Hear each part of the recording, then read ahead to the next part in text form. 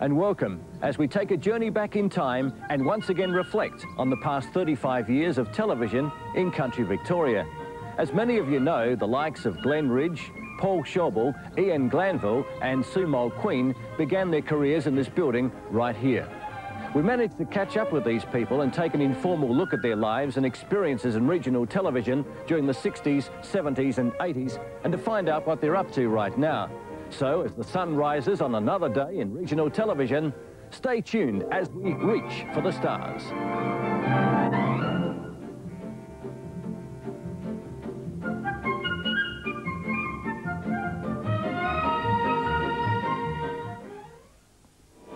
In October 1965, BCV8 introduced an old scarecrow by the name of Strawberry to the already popular children's show Cobber's Teleclub.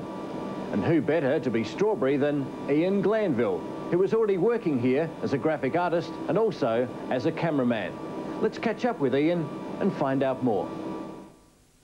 Ian, most viewers would best remember you as the man behind Strawberry Scarecrow. How did that get started at the station?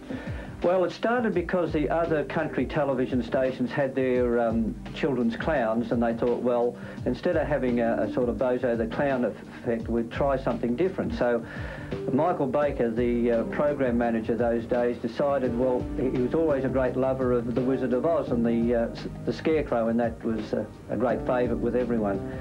So we created a scarecrow from Bullabacanka, which is a town somewhere the other side of, well, it could be anywhere up in the bush area anyhow.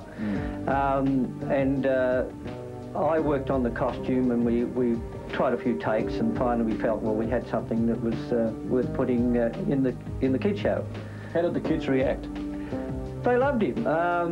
The little ones were a little bit nervous, a bit like Santa Claus, but once he was established, well, there was no stopping him, and over the years he became a sort of a part of the symbolize of the station. In fact, all the staff used to go around, and as soon as they saw me, it was just a matter of saying, "Hello, Straw." That was just automatic. Everyone knew me as the Scarecrow, and it developed from there. But on the other side, it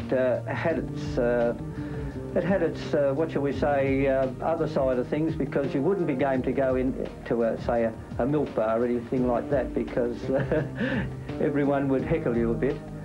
But the kids certainly loved the Scarecrow, and, you know, we had a great times with him. With anything on live television, there's a lot of extra pressure.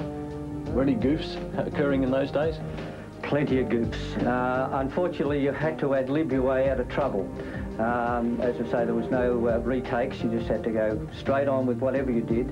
One incident later on where I was on air with another person, and unfortunately the control switcher put us live to air, and we were talking in our normal voices about everyday conversation. We managed to sneak out of it as best way we could. How many cameras would you use on an outside telecast of those days? One. We also covered the Bendigo 2000 or 5000 or whatever it is now.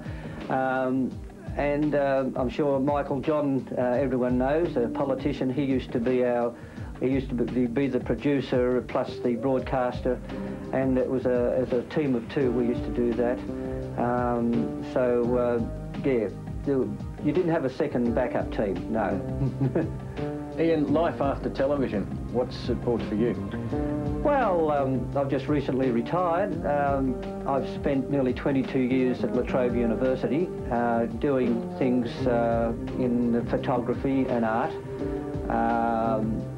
I think maybe where I got my start, particularly with art, was Channel 8, because many people would have remembered me for my drawing for fun segment, but also caricatures.